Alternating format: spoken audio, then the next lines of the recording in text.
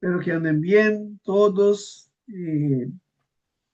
Vamos a seguir con nuestro curso de Sistemática 2. Acá venimos hoy. Terminaríamos posiblemente con antropología y empezaríamos con amartiología. ¿Tá? Pero ahora entramos en la parte de antropología que es como un puente para la amartiología. O sea, hablamos en la clase pasada del propósito para el cual Dios creó el hombre y hicimos énfasis en que en la teología reformada, que es una teología bíblica, nosotros vemos claramente el propósito para el cual Dios creó el hombre, y es para su gloria, para gozarse de Dios. Y después hablamos del hombre en su ambiente, en la creación. eh, Hablamos su estado, la posición del estado del hombre en su medio ambiente original. O sea, el hombre estaba viviendo en un lugar perfecto, gozando de todas las perfecciones que Dios le había dado. Por lo tanto, no le faltaba nada para hacer lo que Dios había diseñado para que fuera. Y no le faltaba nada para vivir de una manera que fuera agradable al Señor. Ahora, entonces, déjenme compartir con ustedes alguna pregunta a lo que hemos visto hasta acá. ¿Cómo van? ¿Todo bien? Sí, sí, sí, vamos bien, vamos bien. Perfecto. Entonces vamos a compartir pantalla. Screen 2.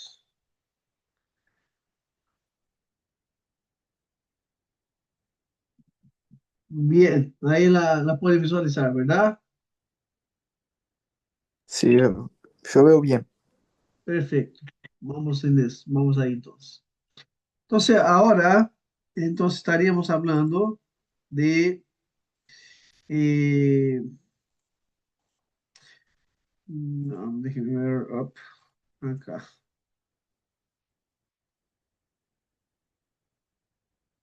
Déjenme un minutito, déjame dividir acá uno y abrir un archivo mío acá.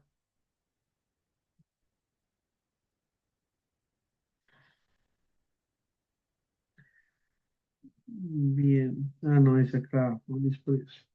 Bien, entonces estamos ahora, entonces, hermanos, entrando en la parte de la naturaleza moral y original del hombre. Y ahí tenemos lo que nos dice la confesión de fe de vuestro ministerio acerca del estado original del hombre. Noten que el texto nos dice que después que Dios hubo hecho todas las demás criaturas, creó al hombre, varón y hembra, con alma racional e inmortal, dotado de conocimiento, justicia, verdadera santidad, según su propia imagen, teniendo la ley de Dios escrita en sus corazones y el poder para cumplirla. Y sin embargo, con la posibilidad de transgresión, siendo dejados a la libertad de su propia voluntad, la cual estaba sujeta a cambio, además de esta ley escrita en sus corazones, ellos recibieron también el mandato de no comer del árbol de conocimiento de bien y mal. Y mientras guardaron este mandamiento, eran felices en su comunión con Dios y tenían dominio sobre las criaturas. Entonces aquí lo que encontramos claramente, la confesión de fe nos describe eh, el estado original del hombre según su naturaleza moral. ¿Está bien? Queremos aquí entender que el hombre fue creado por Dios como un ser, ¿está bien?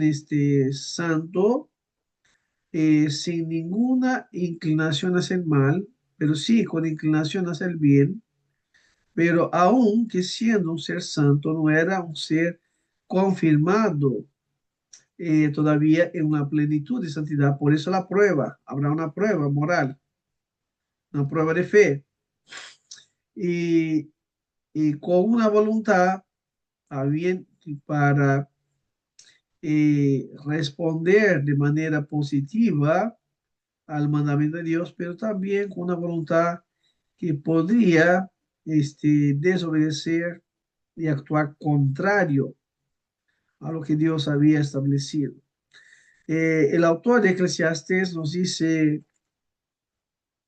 en el capítulo 7, versículo 29, aquí solamente estoy hallado, que Dios hizo el hombre recto, señalando su condición original, pero ellos buscaron muchas perversiones, es decir, el hombre escogió desobedecer a Dios, escogió pecar deliberadamente contra Dios. Romanos 2:15 también nos señala que el hombre no fue, también no cayó en transgresión como un accidente, sino que el hombre actúa de manera contraria a la ley escrita en su corazón, pero también de manera contraria al mandamiento expreso de Dios, que es la prueba de fe. Pablo dice, mostrando la obra de la ley escrita en sus corazones, dando testimonio de su conciencia y acusándoles o defendiéndoles sus razonamientos. O sea, la ley escrita en los corazones desde el principio van a acompañar el hombre aún después de la caída. Ahora, ya lo hemos mencionado, que la vida del hombre, por lo tanto, en el huerto no es como piensan los evolucionistas, que era un nivel animal, que el hombre era un ser no desarrollado, no capaz de hacer las cosas de manera bien coherente. Al contrario, la palabra de Dios nos muestra que originalmente el hombre fue creado por Dios con intelecto, por lo tanto tenía un conocimiento mucho más perfecto, tenía un carácter moral también de manera mucho más elevada de lo que ha tenido después la caída. También en la caída su razonamiento, su conocimiento, su carácter fue profundamente afectado. Pero no era así en el huerto, en su estado de perfección. Y la Biblia nos muestra, por lo tanto, que el hombre en el huerto vivía libre de pecado, en un estado de integridad, pero como estamos diciendo, podía caer. Por eso no era un estado de perfección consumada. Entiendan que había en el huerto, además del árbol del conocimiento de mal, de bien y de mal, el árbol de la vida. Noten que el propósito de Dios era esta obediencia a la prueba de fe, y que sí, el hombre comiera del árbol de la vida y viviera por siempre en plena comunión con Dios y fuera confirmado, por lo tanto, en un estado de perfección. Y déjenme solamente disminuir eso acá.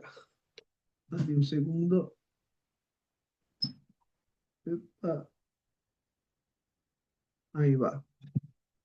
Entonces, algunos van a pensar que el hombre fue creado sin ninguna inclinación, ni positiva para el bien, ni negativa para el mal. Como la tabla rasa, como piensan los humanistas, o como piensan los pelagianos o semipelagianos, que el hombre no tenía ninguna inclinación, ni positiva ni negativa. Ahora, esto es un pensamiento antibíblico equivocado, porque no podemos pensar en el hombre en una posición tan alta, ¿está bien? Que no pudiera crecer y aprender de Dios. ¿Está bien? Era propósito de Dios que el hombre fuera creciendo en conocimiento, en comunión con Dios. Por lo tanto, él no estaba en una posición tan elevada que por eso pudiera ser probado. La prueba de fe tenía que ver con su capacidad de aprender, desarrollar los mandatos culturales, mandato social, mandato espiritual. Pero tampoco podemos colocar el hombre tan bajo, también, que no pudiera caer. Es decir, el hombre, él tenía capacidad moral tanto para elegir hacer el bien, cuanto para elegir hacer lo malo. ¿Está bien? Por lo tanto, el hombre no era un robot, sino que él tenía una libertad natural. Más adelante vamos a hacer diferencia entre libertad natural y libre albedrío, y hablaremos también de libre agencia, ¿tá? Va a ser más adelante. Pero el hombre tenía una libertad natural, es decir, la capacidad de elegir hacer el bien, lo bueno, que era algo presente en el hombre. El hombre era bueno, era santo, tenía una inclinación dominante hacia el bien, pero el hombre también tenía una capacidad de elegir actuar de manera contraria a la inclinación dominante de su corazón. ¿Cuál era la inclinación dominante de su corazón antes de la caída? Para el bien solamente. El hombre no tenía inclinación para el mal, era un ser santo. Por eso, cuando el hombre elige hacer lo malo, cuando el hombre elige el pecado, él elige actuar de manera contraria a la inclinación dominante de su corazón. Por eso, después haremos la decisión del libre albedrío, porque el libre albedrío va a ser esa capacidad del hombre que es igual, tanto para elegir para el bien cuanto para el mal. ¿Está bien? Por lo tanto, el hombre es un ser. ¿Está bien? Desde una perspectiva filosófica del libre albedrío, que el hombre hace lo que él quiere, ¿está bien? Sin que haya nada internamente que lo pueda, ¿está bien? Determinar sus acciones. ¿Está? No es así. El hombre fue creado por Dios, bueno y perfecto. Por lo tanto, inclinación dominante para el bien, pero estaba también la posibilidad de la caída, pero ¿por qué debemos entender que no había inclinación para el mal en Adán? Porque si Dios le pusiera una inclinación para el pecado, por lo tanto, Dios le estaría empujando a ese pecado. Dios a nadie tienta, nadie cuando es tentado puede decir soy tentado por Dios. Por lo tanto, la tentación, la hablaremos más adelante, diferencia entre prueba y tentación. Dios prueba lo suyo, pero jamás tienta. La tentación siempre viene del maligno. Siempre busca el mal. La prueba siempre busca la aprobación, el crecimiento, la madurez. Por lo tanto, debemos comprender que Dios no lo creó con inclinación para el mal, solamente para el bien. Pero sí, estaba en el hombre una capacidad, una libertad natural, y en esa libertad él podía actuar de manera contraria, por lo tanto, a la inclinación dominante de su corazón. Esto por ahora, más adelante vamos a crecer en la comprensión de esos terminologías. Así el hombre vivía, por lo tanto, libre del pecado en un estado de integridad. Y por eso había comunión, hermanos, con Dios. Por eso Dios venía y enseñaba, había comunión. Una vez que hay pecado, una vez que hay transgresión, por lo tanto, el hombre será expulsado del huerto y de la presencia de Dios. Es lo que el apóstol Pablo dice, que todos pecaron, están destituidos, separados, o no puede alcanzar la gloria de Dios. Por lo tanto, en esa etapa vemos el hombre con este, la capacidad y la necesidad de crecer, pero también con la capacidad de actuar de manera contraria a su inclinación dominante, que era buena, por lo tanto podría caer. El hombre fue creado, por lo tanto, por Dios con una naturaleza perfecta y completo, inocente, santo. O sea, una naturaleza que fue positivamente buena. Y aquí, por los términos perfecto, completo y santo e inocente, debemos entender por perfecto que él fue todo lo que Dios había diseñado que fuera. Es decir, que el hombre no le faltaba nada, ¿está bien? Para que fuera lo que Dios diseñó. Acá por perfecto, no estamos diciendo que ya era, tenía todo conocimiento, tenía toda, santidad, no. Él tenía que crecer, pero era perfecto. Era completo en el sentido que no le faltaba nada para hacer lo que debía hacer. ¿Está bien? O sea, Dios hizo todas las cosas perfectas y vio Dios todo lo que había hecho, es que era bueno en gran manera. Santo también en el sentido que todo lo que Dios crea no tiene parte con el mal. La palabra santo significa separado del mal. Por lo tanto, era creado para expresar, por lo tanto, la santidad de Dios. Y inocente, por inocente acá significa que era libre culpa. Antes de la caída no había culpa. La culpa, la transgresión entra con la desobediencia.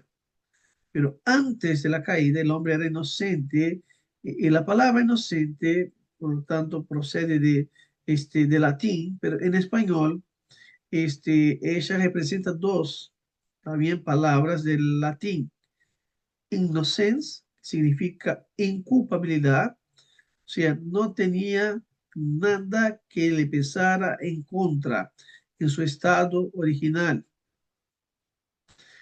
Tampoco, ahí, la segunda palabra, inoxios, tenía culpabilidad de ánimo.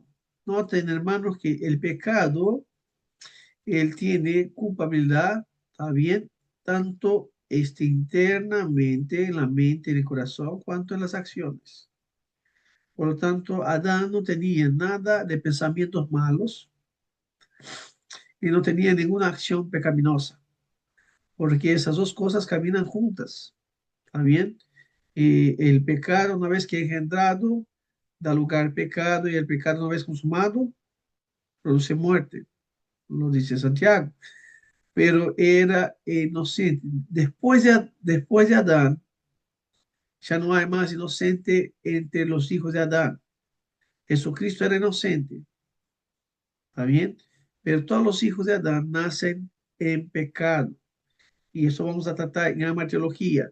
Eso de decir que los niños son inocentes, ¿está bien? Es un error teológico. Ya nacen en pecado. Y los bebitos que parecen lindos y preciosos a nuestros ojos son ya pecadores. Y de que el pecado se manifieste, ¿está bien? En acciones en la vida de ellos, es solo una cuestión de tiempo. ¿Está bien? Es solo una cuestión de tiempo. Pero ya nacen con la culpabilidad del pecado de Adán. Ya nacen separados de Dios, ya nacen bajo condenación. Por lo tanto, no son inocentes como enseñan algunos. No lleva mucho tiempo para saber que son pecadores. También yo este, siempre trato de contar la experiencia. Mi hijo con 6 meses de vida nos mostró cuán pecador era. La noche, cuando la mamá le ponía la cuna para dormir, él armaba un berrinche. ¿Está bien?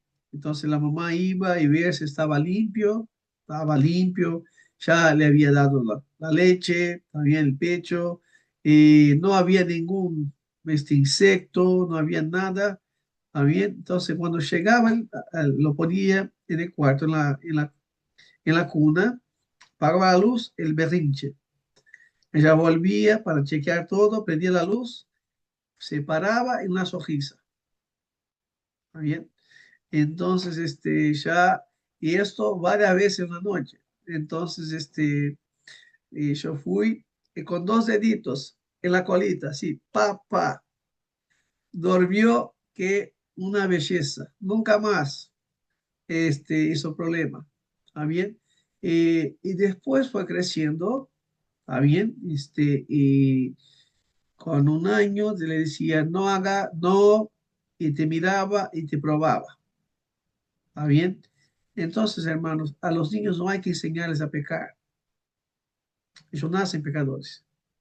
Un principio teológico es que la persona no se convierte en pecador cuando peca por primera vez, sino porque ya nace pecadora. El pecado será algo natural al ser humano. Por eso no hay inocentes. Todos son culpables, merecedores de castigo eterno. La única posibilidad de que nosotros escapemos de la ira de Dios y la condenación eterna es que la gracia de Dios sea aplicada a nosotros por medio de Jesucristo.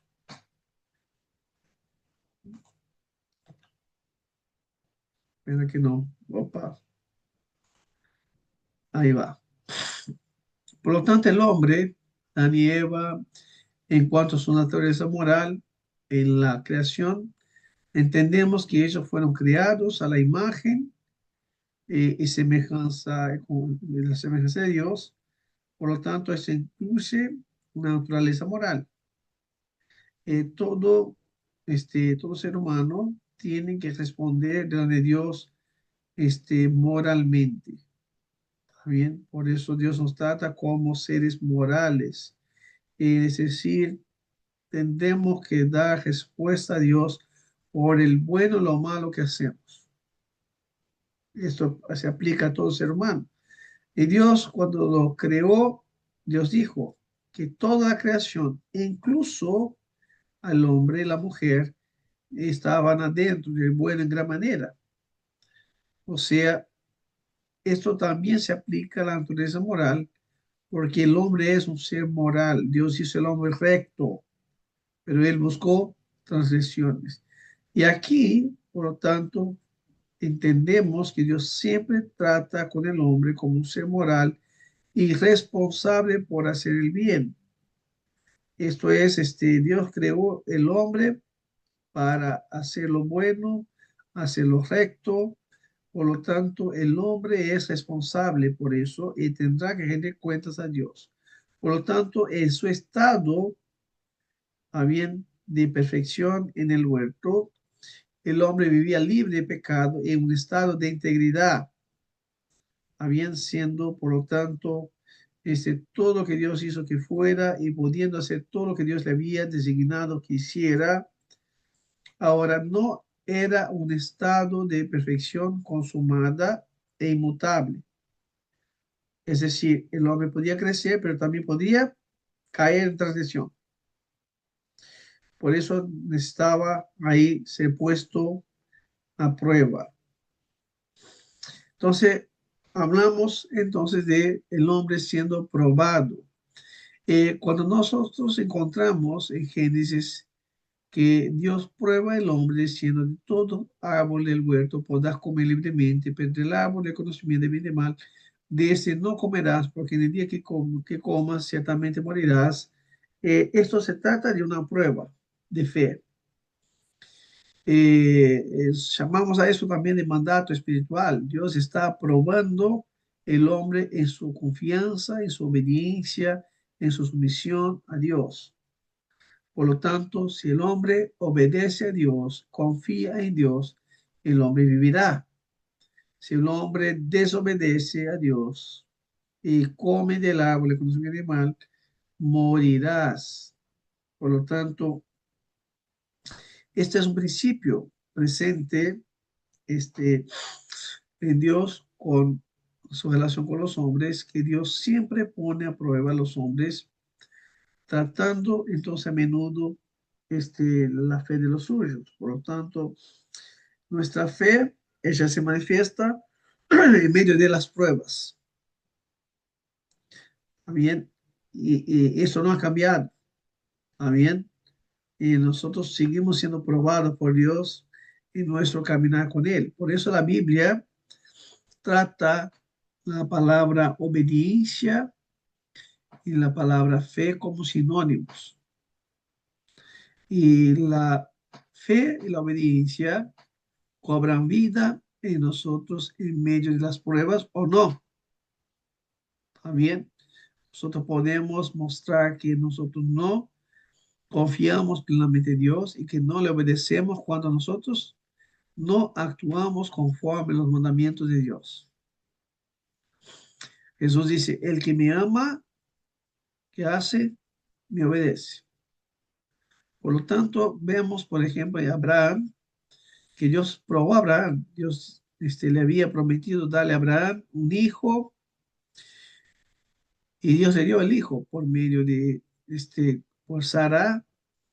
Ellos tienen el hijo que lo nombran por Isaac, pero luego que ese niño comienza a crecer, entonces Dios prueba la fe de Abraham.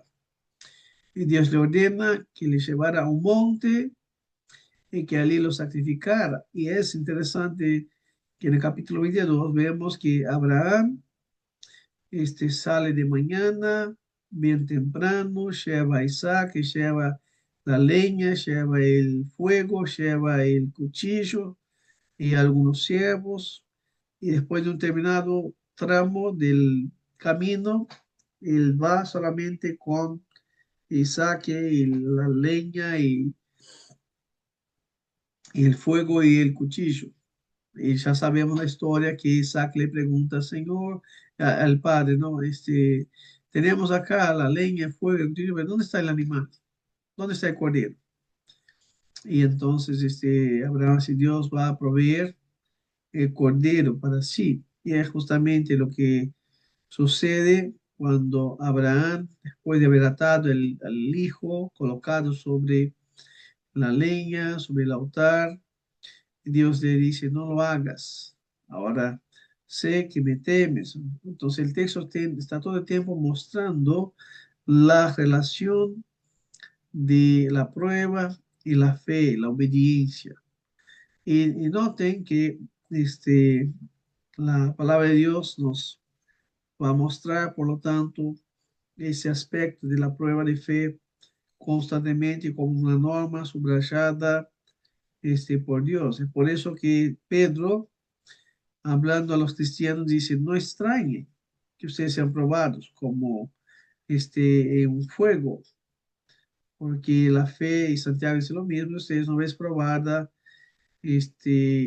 los hará más maduros, más perfectos. Por lo tanto, esa es la idea de Dios en probarnos. Siempre que nosotros somos probados por Dios y le obedecemos, confiamos en Él, nos sometemos en Él, ¿cómo salimos de esas pruebas?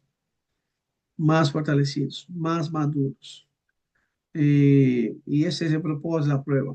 Por lo tanto, la prueba de Dios siempre tiene un objetivo de hacernos más semejantes a Él, reflejar nuestra confianza, nuestra dependencia en Dios. Y así la prueba de Adán y Eva en el huerto consistía en dos cosas. Había un mandamiento positivo de parte de Dios. Dios dice, no coman, porque si comen, morirán.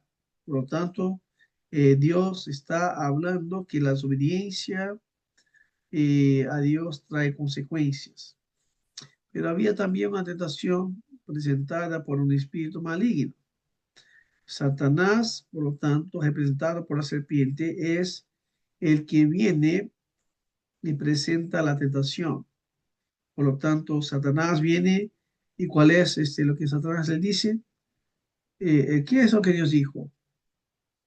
Que no pueden comer porque morirán. Y ellos dicen, Satanás dice, ciertamente no morirán, porque Dios sabe que en el día que coman, se serán como Dios, conocedores de bien y mal. Por lo tanto, el juego de Satanás ahí es colocar la confianza en Dios en duda. Es decir, que no, no pasa nada. Al contrario, hagan lo que ustedes quieran porque ustedes serán felices, más elevados, por lo tanto, serán como Dios. No habrá consecuencias de la desobediencia. La misma puerta de la tentación sigue presente.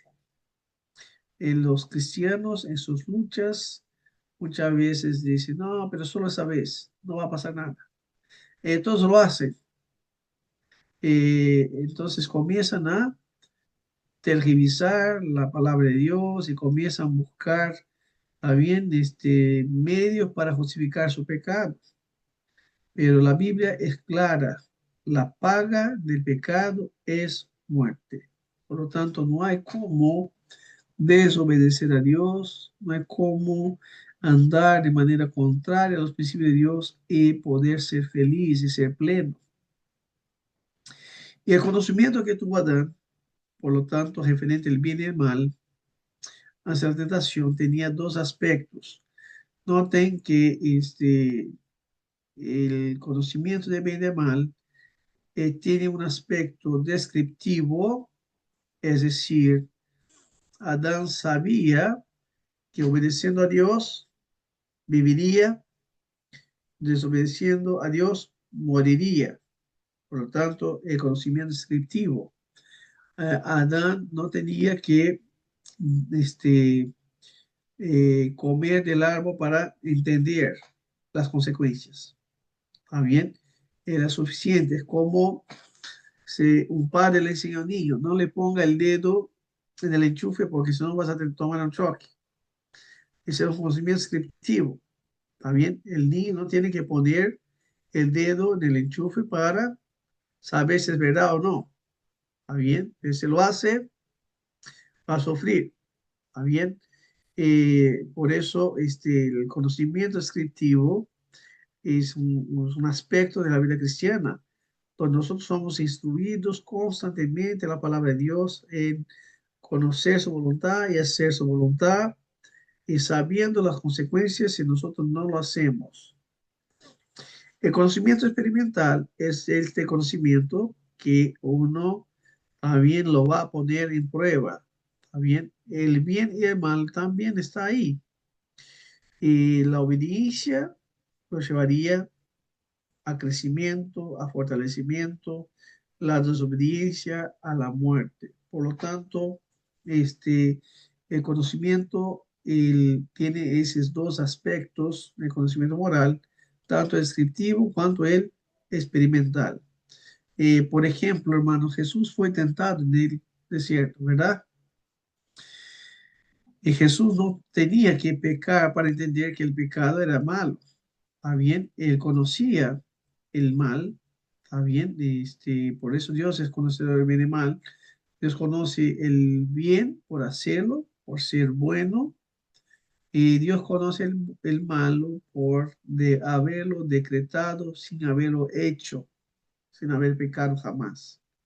Por lo tanto, esos dos aspectos del conocimiento moral. ¿Cuál era el propósito de Dios en probar el hombre? Entonces, el hombre fue creado por Dios con una naturaleza inocente. Hablamos allí sin culpabilidad, a bien de ánimo o de acciones. Pero el hombre poseía una libertad natural. Era un ser libre. Recuerden que el hombre, al ser creado a imagen y semejanza de Dios, el hombre tenía intelecto, emociones y voluntad o volición. Por lo tanto, el hombre no era una maquinita programada, también que no tenía voluntad. Al contrario, el hombre fue creado por Dios con voluntad. Esta libertad que tenía Adán y Eva, a lo que los arminianos llaman de libre albedrío, que es un concepto filosófico, también no es un concepto teológico, después más tarde lo agregan como un concepto teológico, no es lo que describe lo que tenía Adán y Eva. Adán y Eva no tenía esta libertad, bien, de pecar, en el sentido de que ellos tenían un conocimiento experimental de pecado. Eso nunca, jamás habían pecado. El libre albedrío parte del presupuesto que el hombre es libre tanto para elegir el bien cuanto para elegir el mal, pero que este concepto de libre albedrío también entiende que el hombre es un ser neutral. ¿Está bien? El hombre nunca es un ser neutral, jamás. El, el hombre en su estado original tenía una inclinación, ¿está bien? A la cual nosotros llamamos de inclinación para el bien. Por lo tanto, el hombre en su libertad, él no era inducido al pecado por algo interno, algo con el cual luchamos todos nosotros. ¿Está bien? El pecado es algo duro para nosotros porque nosotros nacimos con una inclinación pecaminosa. Y la Biblia llama el deseo para el pecado de concupiscencia. ¿Está bien? Esta concupiscencia que se da con el deseo de los ojos, con la soberbia de la vida o con la tentación del mundo. Bien, somos tentados internamente, somos tentados externamente, pero ¿por qué? Porque hay una inclinación hacia el pecado en el ser humano. Por lo tanto, el hombre sin Cristo, él no puede dejar de pecar, porque el pecado es lo que le domina. Por eso la voluntad o la abolición del hombre está esclavizada por el pecado. Y cuando Cristo nos redime, Él nos libra de esclavitud y pecado. Y nos coloca en nosotros una nueva inclinación, que es para el bien, para conocer a Dios, para amar a Dios, para obedecer a Dios. Esto no es natural en el hombre. El hombre no busca el bien, no quiere el bien, dice el apóstol Pablo. No es capaz de hacer lo bueno a los ojos de Dios. ¿Está bien? Nuestras obras de justicia son basuras delante de Dios. Por lo tanto, la libertad natural era algo que lo tenía Adán y Eva en su estado original. Por lo tanto, poseían solamente una inclinación que era buena para el bien y por lo tanto, el- la tentación que viene en el huerto, también por parte de Satanás, no era algo que los atraía, en el sentido que ellos se sintieran llamados para hacer lo malo. Por eso el pecado de ellos es un pecado también donde ellos actúan de manera contraria a lo que estaba presente en ellos y deliberados eh, en la transición que actúan contra Dios. Entonces Dios esperaba de Adán y Eva obediencia perfecta, no solo la ley moral, también, o sea, esperaba aquí, tiene que ver con la exigencia moral, también es lo que ellos tenían que responder, es lo que tenían que hacer, también. Dios esperaba de ellos la obediencia perfecta porque podrían darle obediencia perfecta. No solo a la ley moral, está bien que ellos conocían por naturaleza, pero sino también por el mandato de prueba que Dios le dijo, no coman del árbol de conocimiento de bien y de mal. La libertad moral o natural, por lo tanto, esa capacidad del hombre de hacer todas las cosas según los principios morales que existen en él, según las leyes que Dios ha implantado en su corazón. Entonces, antes de la caída, esa libertad era solamente para el bien. También la libertad moral, perdón, libertad moral.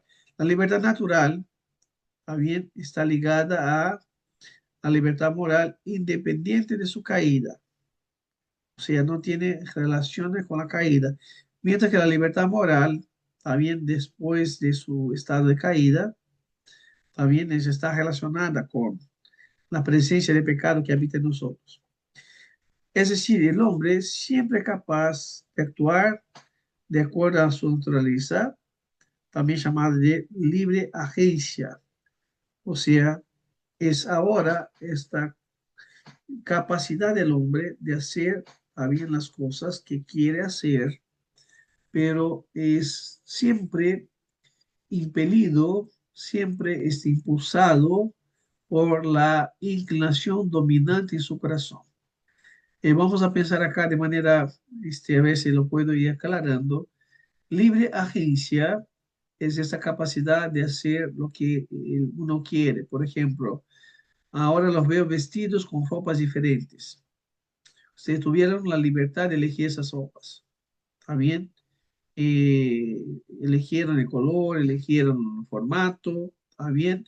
Eso no es libre vendida, es libre agencia. Van a elegir lo que quieren comer, a dónde quieren ir, lo que quieren hacer, ¿está bien? Esta es la libre agencia, esa la libertad, ¿está bien? Sin la cual el hombre no puede ser hombre. Entonces, el hombre posee una libertad, y es la libertad de actuar. Eso llamamos libre agencia. Ahora, esta libertad, ¿está bien? Siempre será dominada por una inclinación. ¿Está bien? La inclinación que domina el corazón del hombre es la que va a guiar el hombre en sus elecciones. ¿Está bien? Entonces vamos a avanzar un poquito acá. Vamos a volver en eso más adelante, ¿está? Del concepto de libre albedrío y libre agencia, solamente para acá entender lo que le pasó a Adán. ¿Está bien? ¿Por qué Adán eligió pecar? Porque no queremos caer en el pelagianismo o ser pelagianismo de que la caída fue un accidente. Adán y Eva no tenían cómo no pecar. Este es un error. ¿Está bien? Ellos fueron creados perfectos, sin ninguna inclinación para el mal. ¿Ah? De la misma manera, el pelagianismo va a decir que el hombre sigue siendo bueno y por lo tanto la salvación es una decisión humana. El hombre elige o no ser salvo. ¿Está bien? Los arminianos van a caminar un poco también en esa dirección, pero lo hablaremos más de eso a la medida que avancemos en nuestro curso. Pero solamente para entender acá el estado de Adán en el huerto. Bien, ¿cuál es el propósito de Dios en probar el hombre? Entonces, el hombre fue probado para que por medio de su naturaleza moral, está bien, perfecta, creada por Dios, santa, pudiera tener la oportunidad de desarrollar su carácter moral. Es ahí donde el hombre podía crecer en santidad, en dependencia, en fe, haciendo lo que Dios le había ordenado hacer, a bien multiplicarse, llenar la tierra, gobernar la creación de Dios. Y como decimos antes, la prueba de Dios sigue siendo un medio utilizado a bien para desarrollar el carácter cristiano. Así, hermanos, la prueba nunca es mala que Dios nos pruebe. Al contrario, las pruebas son para nuestro bien, es para nuestro crecimiento. Entonces, nunca debemos decir, Señor, no me pruebes. Podemos pedir, sí, Señor, líbrame de la tentación. También en la oración de Padre Nuestro. No nos deje caer en tentación, pero nunca debemos pedir al Señor que nos libre de las pruebas, sino que el Señor nos ayude en medio de las pruebas, que tengamos la fortaleza para obedecer, hacer la voluntad de Dios, salir aprobados. Si Adán y Eva hubiesen escogido lo bueno, la obediencia, y seguido así, habrían sido confirmados en santidad. ¿Está bien? Ahora, cuando pensamos en la historia de la redención, nosotros creemos que están los decretos eternos de Dios, está la soberanía de Dios, está la responsabilidad del hombre.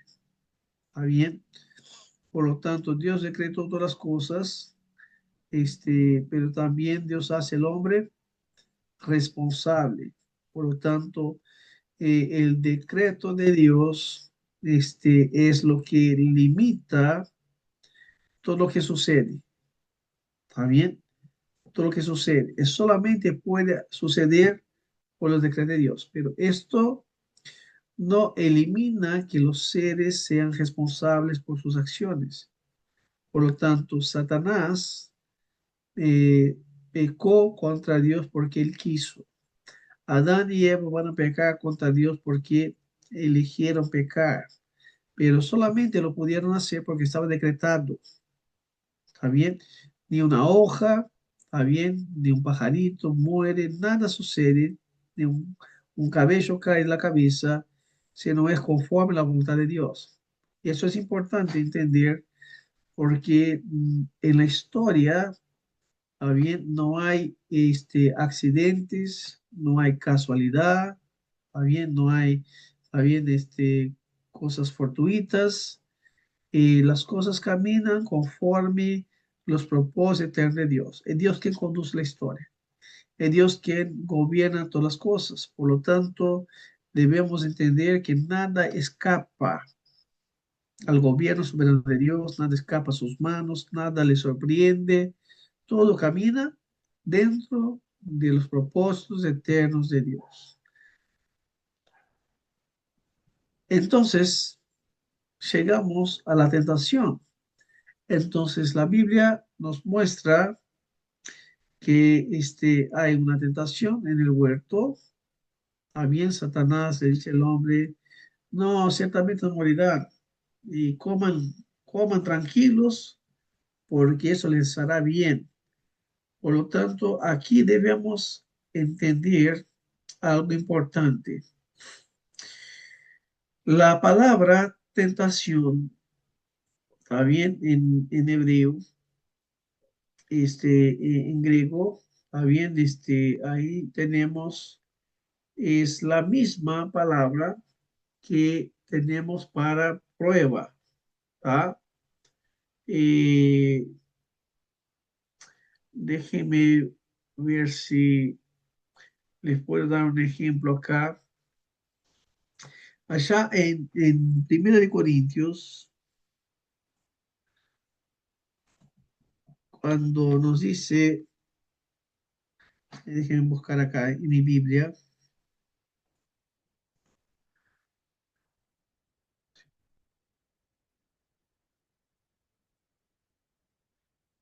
en Primera de Corintios, capítulo 10 versículo 13, a ver si lo puedo mostrar acá.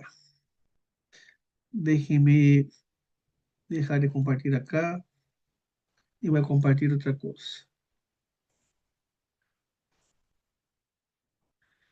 Déjenme compartir la Biblia con ustedes. Acá.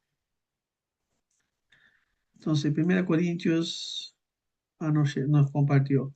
Déjenme compartir otra vez. Y- share.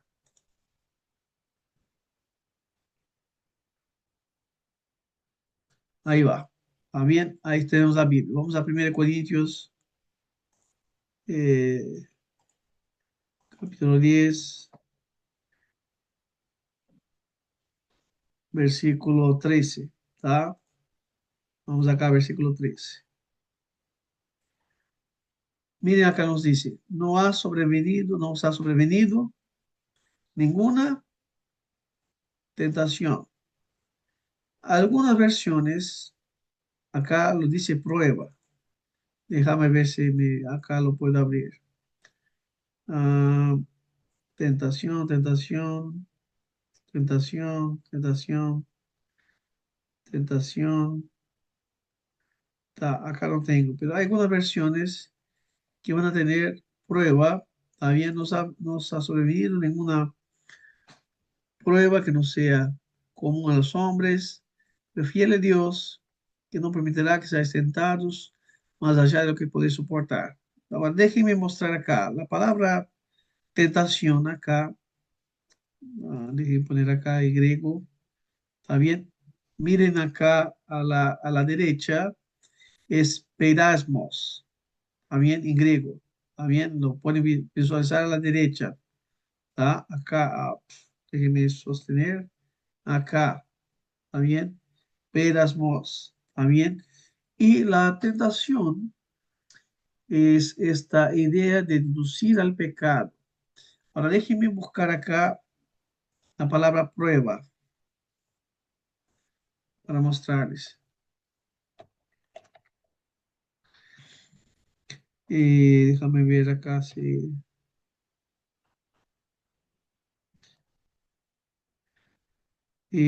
vamos acá. No es esta.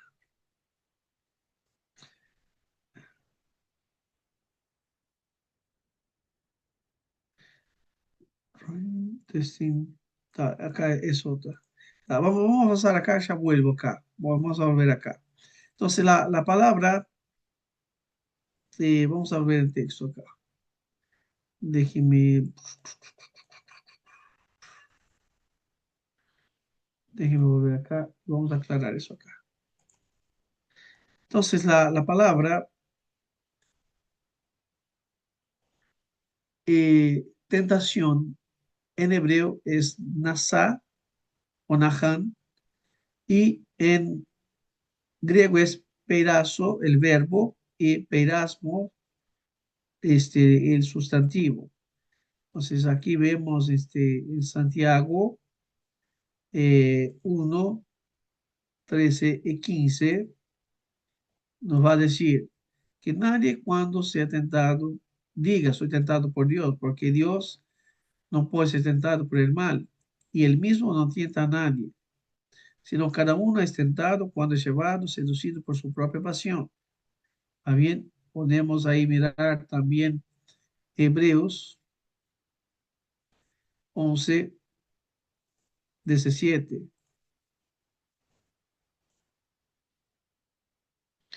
Ahí nos dice, por la fe, Abraham cuando fue probado, ¿está bien? Ahora déjenme mostrarles, ¿está bien?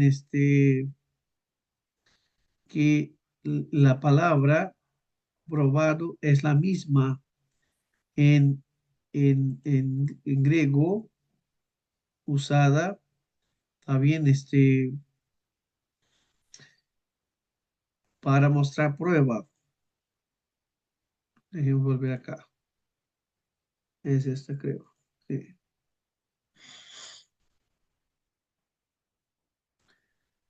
Vamos acá otra vez. Acá lo pueden ver, ¿no? Por la fe, Abraham, cuando fue probado, ofreció a Isaac, el que había recibido la promesa, le ofrecía a su hijo. Entonces, vamos a mirar acá ahora en griego. Entonces, acá dice, miren a la izquierda, a la derecha, otra vez, pedazo. También es la misma palabra, probado. Entonces, la pregunta que hacemos, ¿por qué algunas veces lo traducen por tentación y otra vez traducen por prueba? El contexto va a decir, siempre que el intento es para el mal, se traduce por tentación. Siempre que el propósito es para el bien, se traduce por prueba. La palabra es misma. ¿Está bien? La prueba se trata de una situación que busca llevarlo para el bien, para el crecimiento. La tentación es una situación que busca llevarle a la persona para la caída, para el mal. Ahora vamos a Jueces 3:1, mirar lo mismo en el Antiguo Testamento. ¿Está bien? Entonces acá está diciendo, y esas son las naciones que el Señor dejó para probar con ellas a Israel. Vamos a mirar ahora la palabra en hebreo. ¿Está bien? No, noten allá, la palabra es Najá. ¿Está bien? Es Najá. Ahora vamos, aquí el contexto es, por lo tanto, Dios lleva al pueblo a la tierra prometida para hacerlos entrar ahí, pero Dios no había sacado todas las naciones de ahí, había dejado algunas. Pero ¿cuál es el propósito de Dios? Probar la obediencia, probar también la fidelidad de su pueblo, en no mezclarse con ellos, en no adorar a sus dioses. ¿Está bien? Es una prueba de fidelidad. Ahora vamos a mirar Éxodo 17:1. 17:7, perdón. 17:7. Y aquí es, por lo tanto, cuando ellos están cruzando el desierto para ir a rumbo a la tierra prometida, ellos llegan a un lugar, por lo tanto, donde no había agua, ¿está bien? Es el contexto, ¿está bien? Y allí, la gente, ¿está bien? El pueblo, lo van a, por lo tanto, tentar a Dios. Ahí dice el texto, pero déjeme. Y puso aquel lugar el nombre de Masá y Meribá por la contienda de Israel, porque ellos tentaron al Señor diciendo, ¿está el Señor con nosotros o no? Entonces vamos a mirar la palabra acá, tentación, la misma. Miren acá a la izquierda, Najá, ¿está bien? Acá arriba, ¿está bien? Entonces entienda que la palabra tentación y la palabra prueba es la misma, tanto en hebreo cuanto en griego. Pero como sabemos, por eso yo le dije, en 1 Corintios 10:13, también algunos van a decir, bien, ninguna tentación vino que no fuera humana, o ninguna prueba vino que no fuera humana, bien, porque depende de la fuente. Si la fuente es maligna, se traduce entonces la palabra pedazo por tentar. Si la fuente es divina, se traduce la palabra pedazo por probar. ¿Está bien? ¿Se entendió esa parte? Por eso nosotros veremos que Santiago dice, Dios jamás tienta, ahí es pedazo, a nadie para el mal. Hoy Dios no puede ser tentado por el mal. Ahora Dios prueba a los suyos, siempre, porque probar es parte de los atributos de Dios para llevar a sus hijos al crecimiento. Entonces, en su uso bíblico, la palabra naja o pedazo no solo significa bien inducir a pecar, sino también someter a prueba. ¿Está bien? En sentido básico, los verbos, ¿está bien? En los idiomas originales van ser identificados por su contexto. A menudo se expresa con la metáfora, ¿está bien? De probar, como probar metales, ¿está bien? En el fuego. Ahora, ¿cómo vamos a saber si nosotros estamos en una prueba o en una tentación? Noten que una prueba de Dios para nosotros puede terminar siendo una tentación según la manera como nosotros nos relacionamos con ella. ¿Está bien? No es que Dios nos tienta, es que nosotros transformamos esta prueba en una tentación. ¿Por qué? Porque nosotros, en lugar de someternos a Dios y hacer lo que Dios nos quiere, nosotros damos lugar, por lo tanto, en nuestros corazones al pecado. ¿Está bien? Pues el pecado nace en el corazón. El pecado, nuestro mayor problema no es la tentación externa. Nuestro mayor problema es la tentación interna. ¿Está bien? Es el corazón. Es aquí donde nosotros tenemos la mayor batalla. Entonces, solo nuestra naturaleza caída, ese no es el caso de Adán, ¿está bien? En nuestro caso, solo nuestra naturaleza caída convierte la prueba en tentación. Entonces, las entradas de la tentación en Génesis 3:6. Allí, por lo tanto, este, la, la, el árbol del conocimiento del animal también es algo físico, algo real, también, pero también era algo emocional.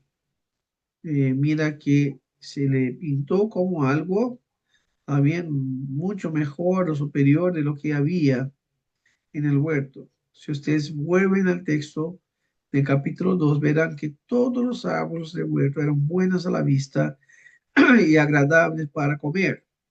Pero acá la tentación es colocar esto como mejor que lo otro. Sigue igual, ¿va bien? La tentación sigue siendo igual.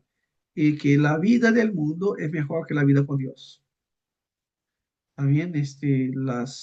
Las cosas que tenemos en el mundo son mejores que las cosas de Dios. También era intelectual, en un sentido de que la propuesta era que el hombre se convirtiera como Dios. Y haga eso y será más libre, será más elevado, ¿va bien?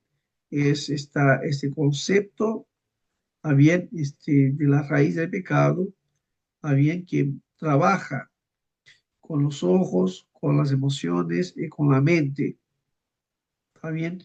Sigue siendo lo mismo. Eh, Ahí entonces teníamos el panorama para ahora entrar en la doctrina del pecado, ¿va bien? Entonces vemos que Adán y Eva fueron probados por Dios, pero fueron tentados por Satanás. ¿Está bien? El propósito de Dios al prohibirles comer el árbol de conocimiento de bien y mal era un propósito bueno, de bendición. La tentación de Satanás para que Adán y Eva comieran del árbol de conocimiento de mal era para muerte. ¿Está bien? Para transgredir los mandamientos de Dios. Entonces, eh, vamos a pasar entonces a la segunda parte de nuestro curso, también que son tres partes: antropología, amartiología y soteriología. Entonces llegamos a la segunda parte, que es amartiología, que es la doctrina del pecado. ¿Está bien? Hamartía es la palabra para, en griego, para pecado.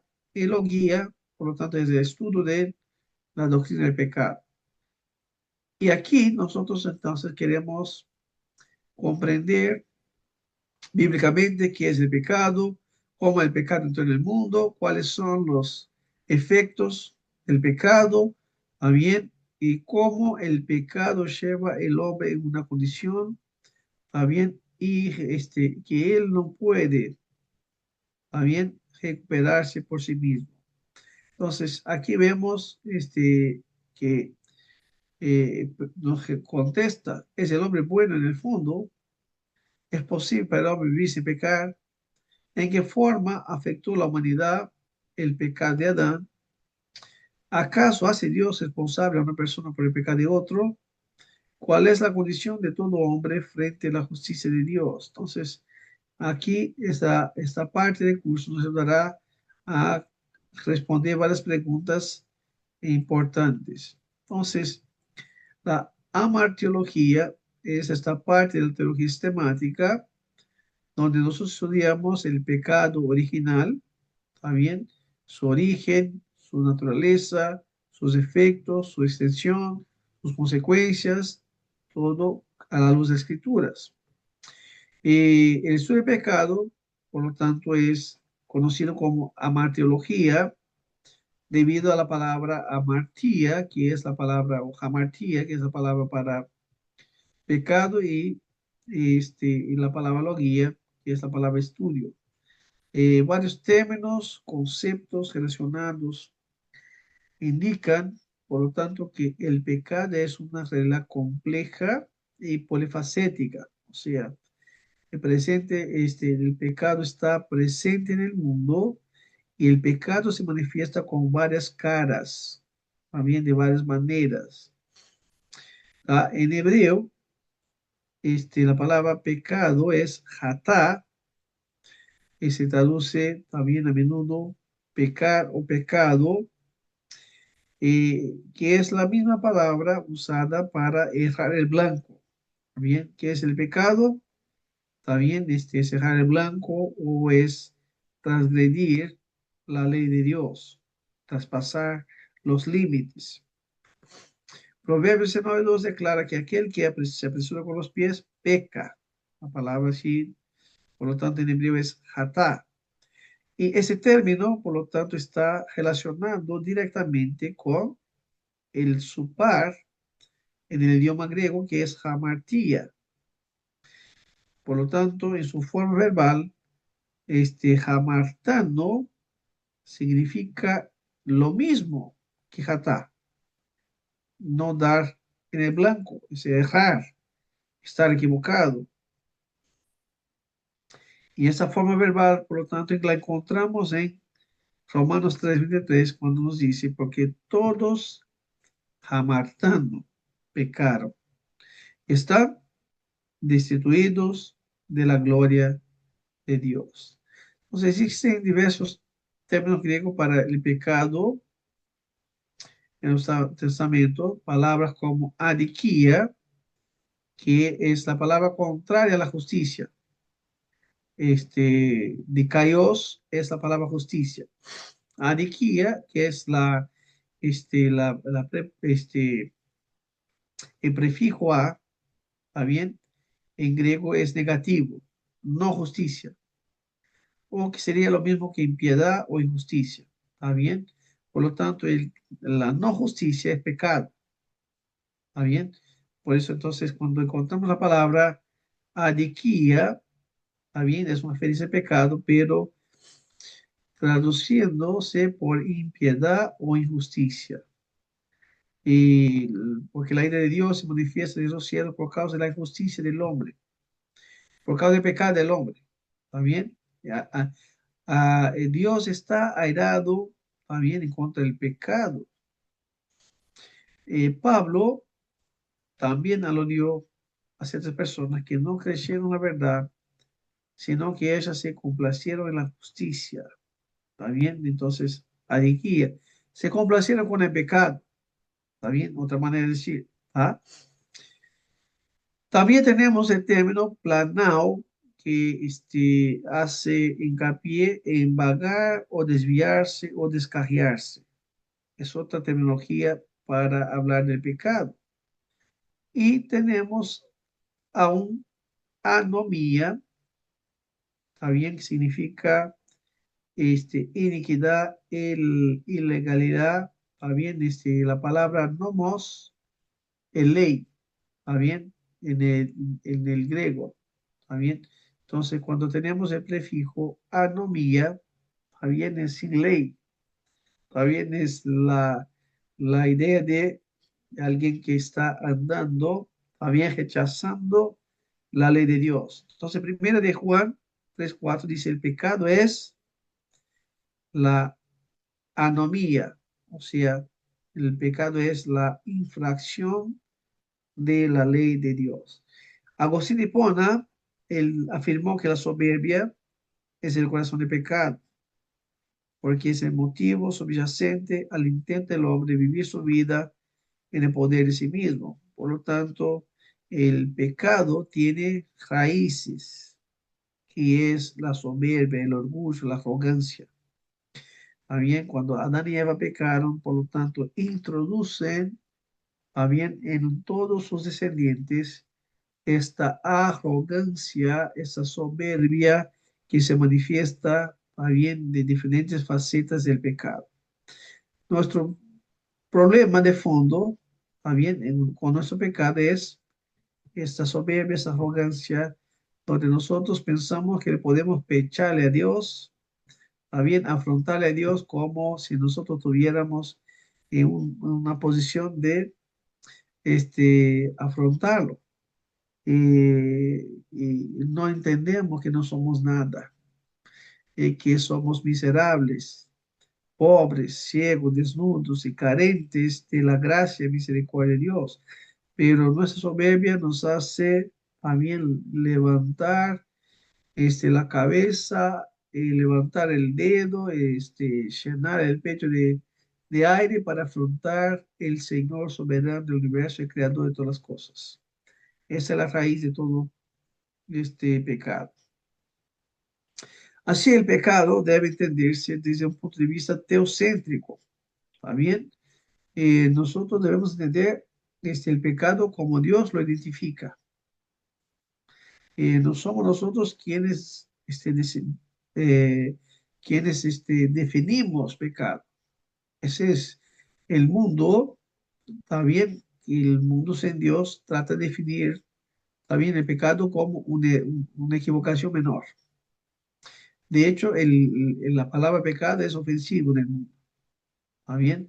Las personas no pecan, se equivocan, cometen errores menores. ¿Está bien? ¿Por qué? Porque lo tratan de definir el pecado desde la antropología y no de la teología.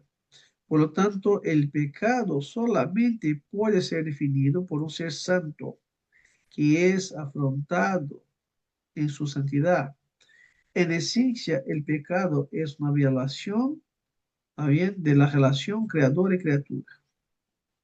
Y ahí es donde, ¿está bien?, el hombre se eleva. ¿Cuál era la tentación original?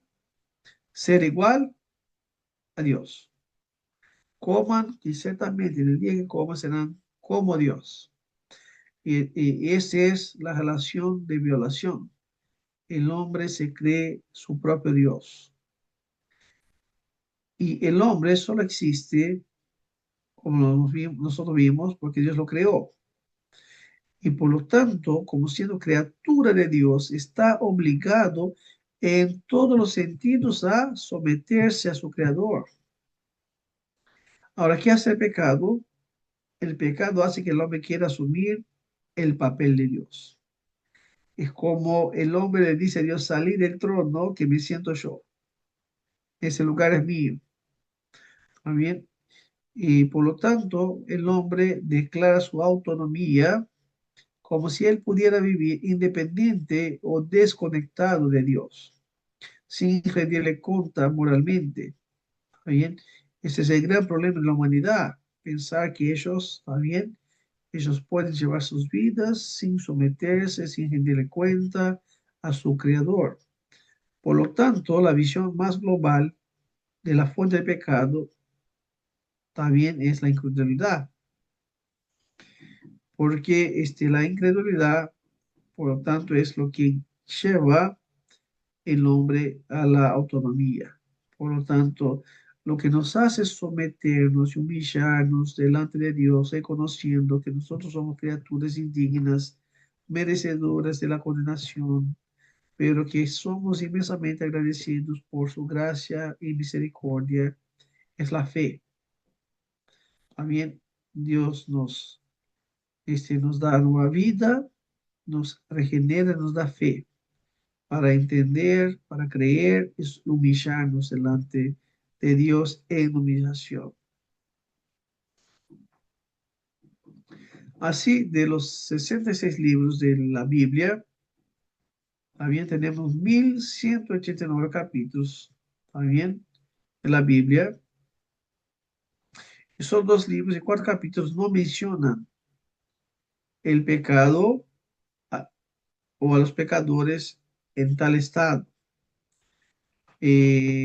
¿Cuáles son? Génesis 1, 2, bien que todavía el pecado estaba presente, y Apocalipsis 21, 22, cuando Dios elimina la presencia y los efectos del pecado. Pero después, todo lo demás, está bien, todos los demás capítulos mencionan el pecado y los pecadores, está bien. Eh, por eso solamente en la creación perfecta, en la recreación, que es la consumación de todas las cosas, donde nosotros nos vemos la presencia y la acción del pecado. Pero después todo lo demás, de Génesis 3:1 hasta capítulo 20, Apocalipsis, versículo 15, nosotros vemos referencias a bien abundantes del pecado, de su alcance, de sus efectos, a bien, y por supuesto, el pecado revela la mayor necesidad del ser humano, que es de redención, de salvación. Vamos a quedarnos acá, hasta aquí.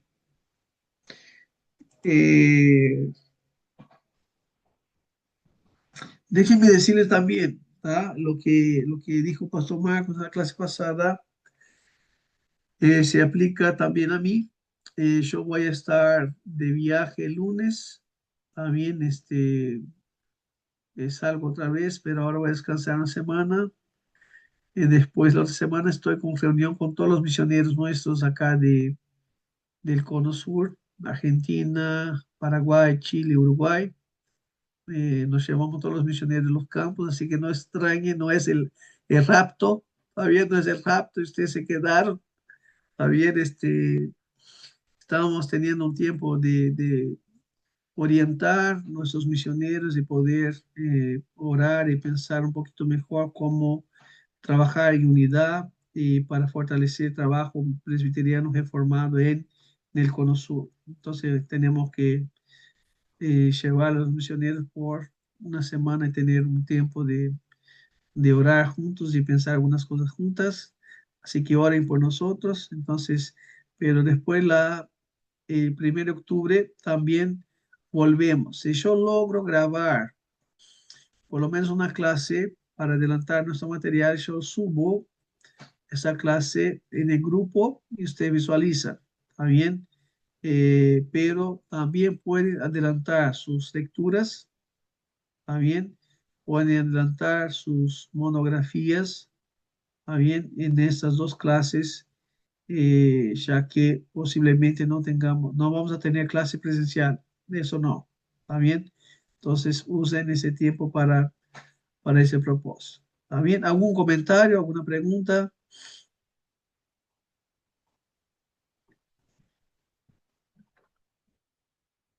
Yo, pastor, tengo una consulta muy Sí, corta. Respecto del libre albedrío y la libre agencia. ¿Qué sería lo más preciso al momento de mencionar, según el estado actual del hombre, que el hombre posee libre libre albedrío o agencia. libre agencia? Aunque nuestra confesión de fe está mal traducida, ¿va bien? Era mi consulta por eso. En español va a estar libre albedrío, Bien. que es la traducción del inglés. Si ustedes van a la versión inglesa, es free will, es voluntad de libre, ¿está bien? Entonces no es libre albedrío. La palabra albedrío viene del contexto de juicio, es decir, el hombre es capaz de hacer juicio tanto para el bien como para el mal, ¿está bien? Independiente de ninguna inclinación dominante en su corazón. Entonces, esto no es un concepto bíblico. Ahora, libre agencia sí. Las personas pueden hacer lo que quieren, ¿está bien? Ir de acá para allá, comer lo que quieren, vestir lo que quieren, relacionarse con quien quieren, ¿está bien? Eso es parte de actuar, agencia, van y vienen, hacen cosas, pero esto no significa que ellas tengan capacidad espiritual para elegir a Dios y hacer lo bueno. ¿Está bien? Entonces, la libre agencia elimina el aspecto espiritual, pero no elimina que el hombre sea un ser que tenga voluntad. ¿Está bien? Nosotros creemos que todos los hombres tienen voluntad. Si no tiene voluntad, no es hombre, no es ser Claro. humano. ¿Está bien? Ahora, el gran problema es si el hombre tiene o no capacidad de elegir a Dios o hacer algún bien espiritual que sea agradable a Dios. Entonces la Biblia lo va a mostrar que no. Nosotros vamos a volver ahí, ¿está bien? Y vamos a Bien. trabajar con el concepto, ¿está bien? De la voluntad en el estado original, de la voluntad en el estado de caída y la voluntad en el estado de perfección. Bien. Vamos a volver ahí y hablar de eso. Pero yo lo que estaba tratando de mostrarles ahora, solamente que Adán tenía libertad natural, que era también solamente inclinación para el bien, pero él tenía también la capacidad de actuar de manera contraria a eso. O Ujú. sea, aún no, que no tenía ninguna inclinación para el mal, él podía hacer lo malo, y lo hizo. ¿Está bien? Entonces, esto es, nos llamamos de actuar de manera contraria a algo que era, ¿está bien? Bueno en él. ¿Está bien? Va a quedar más claro, porque nosotros, cuando nacimos, nosotros no tenemos inclinación para el bien. No hay nada bueno en nosotros. Somos malos, perversos y corruptos. La gente no le gusta eso. ¿Está bien? Pero por eso nuestra inclinación, ¿está bien? A veces la gente me dice, pero el hombre no hace algo bueno. ¿Está bien? El hombre puede, por la gracia común de Dios, hacer cosas que sean también buenas para otros hombres o para su propio beneficio. ¿Está bien? Pero esto no es algo que le pueda atribuir justicia a los ojos de Dios, de manera que Dios lo pueda salvar por méritos propios. ¿Está bien? Entonces, ese es el gran problema en la soteriología, también es porque las personas tienen una amartiología, también débil, también antropocéntrica, donde el hombre es colocado en un estado muy elevado, también, por lo tanto, la salvación está en tus manos. Elija ser salvo o no. Por eso que muchas personas malinterpretan pensando que se salvaron a sí mismas. ¿Por qué? Porque ellas escogieron a Dios. Fue una decisión de ellas. Pero vamos a trabajar eso más adelante. ¿Está bien? Pero la terminología precisa usada por los reformados es libre agencia y no libre albedrío. ¿Está bien? Excelente, gracias, Pastor.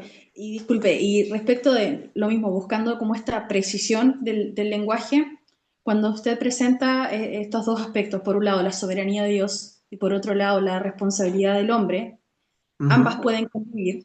Se usa muy comúnmente el concepto o el término de decir Dios permitió, Dios Ajá. permite tal o cual cosa. Sería impreciso también decir al respecto de eso, ¿no? Sería más preciso decir Dios ha Eh, decretado algunos aspectos, por más que estos aspectos no siempre se vean beneficiosos para el hombre a primera vista.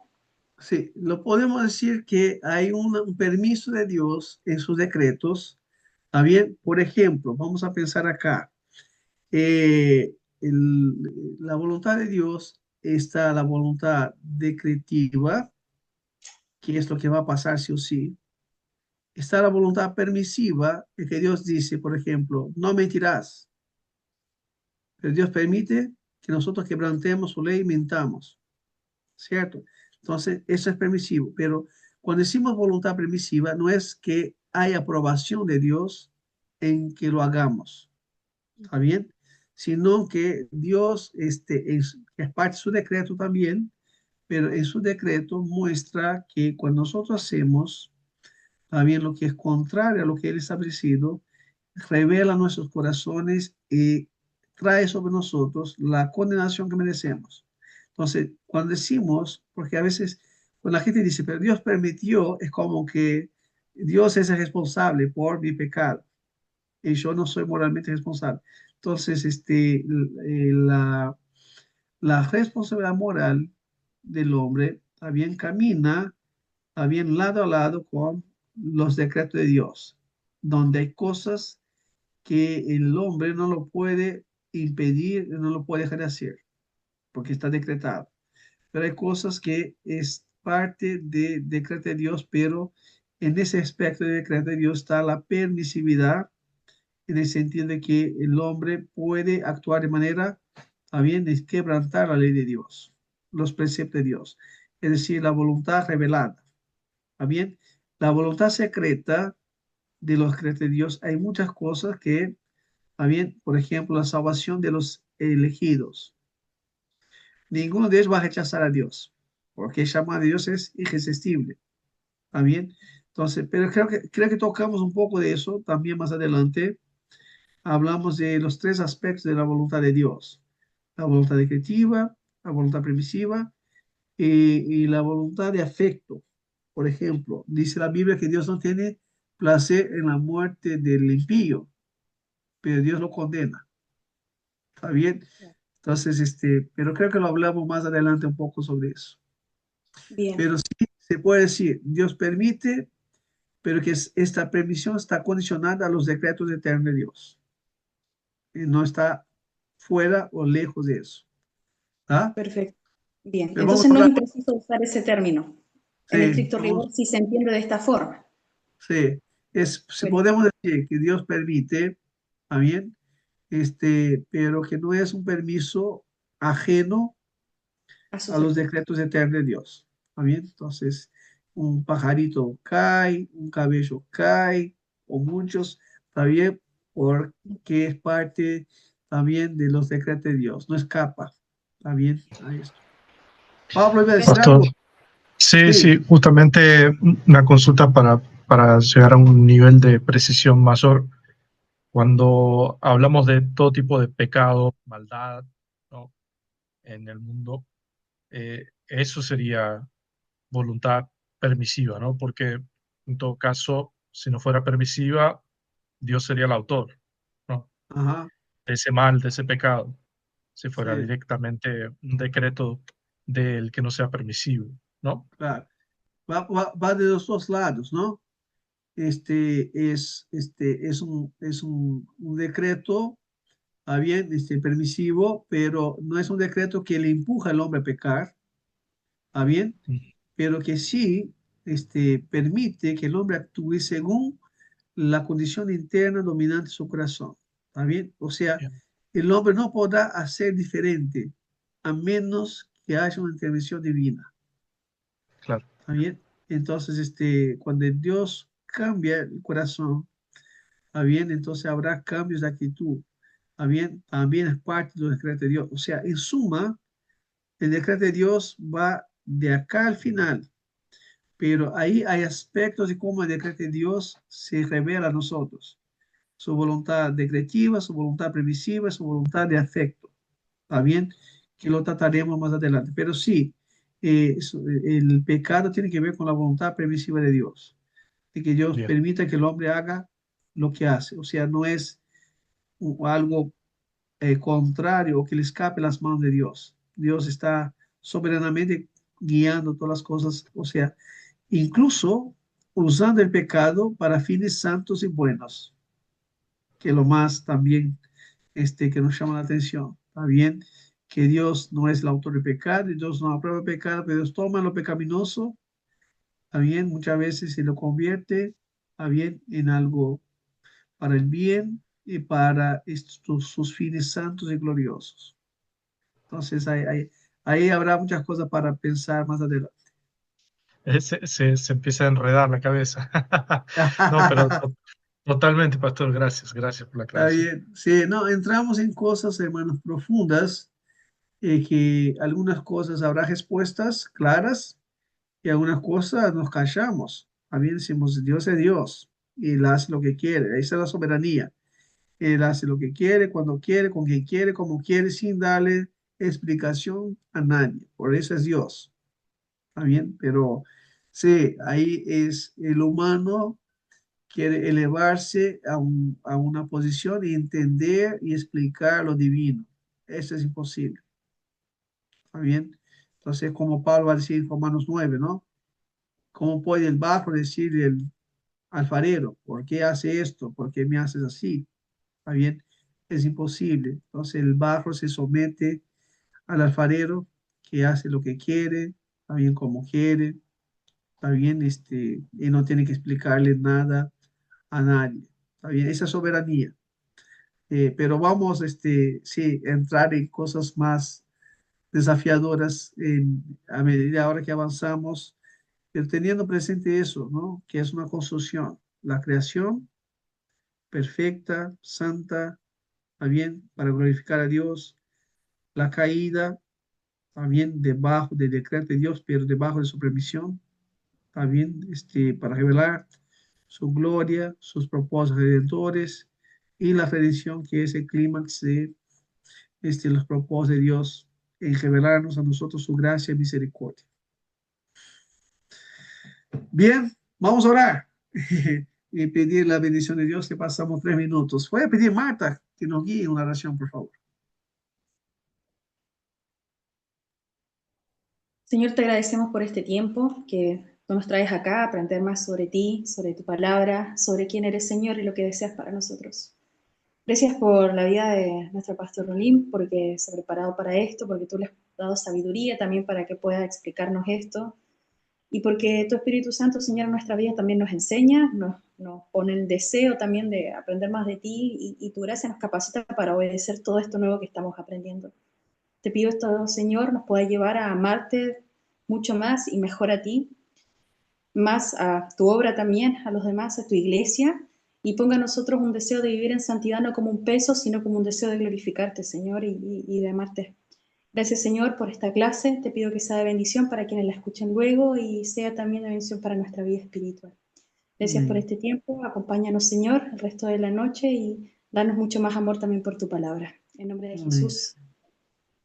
Amén. Amén. Muchas gracias, hermanos. Buen descanso. Nos estamos viendo. ¿Tá? Un abrazo. Amén, amén, abrazo, pastor. Chao, chao, buen viaje. Amén, bendiciones, abrazos, hermanos.